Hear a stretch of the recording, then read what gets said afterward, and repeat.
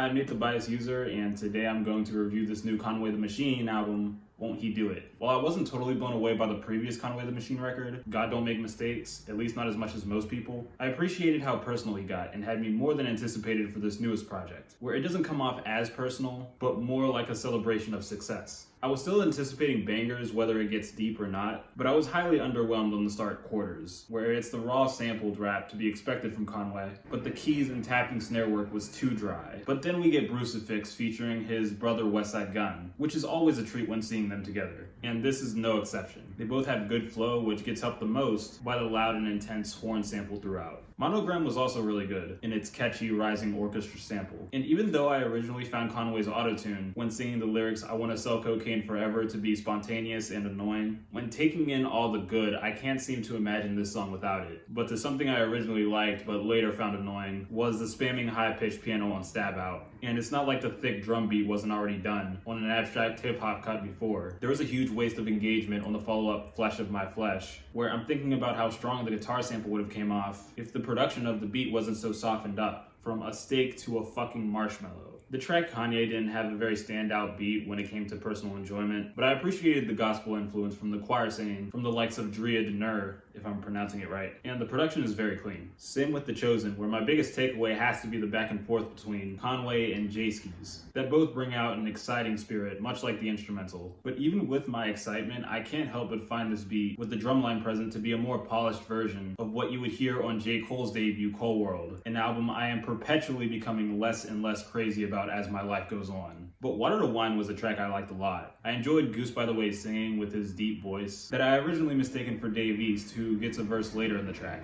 Did I also bring up how this is a love song where Conway is getting relatively personal, with him talking about the appreciation he has for his lover due to her defending him from the media and being there for him during bad times? It's so well performed, engaging, and the large list of features makes a very layered listen. I wish there was more good after this, but everything after until the final cut, while solid, is just okay. I appreciate the brightness of the fabulous feature on Brooklyn Chop House, but I could easily get enough of the violin sample we get for its entire near 5-minute run. From the drum beat to the vocal sample, the title track gives me the vibe of the more low-key produced Drake tracks that did not feel unique in that area. But I do like how when Love the Genius shows up, we get a thick piano taking the spotlight, stripping back most of what I found derivative. To the closer, Super Bowl was a banger. The beat hits hard, and while I can't say it's all that special, it gets made up for by the mean performances of Conway, Sasawaka, and Juicy J. Won't He Do It had good songs on it, not much of a surprise, but not as much as I would like out of a Conway the Machine record. And this is definitely the biggest mixed bag I've ever heard from him. And while the worst of this record isn't the worst ever, there's still low points at the end of the day.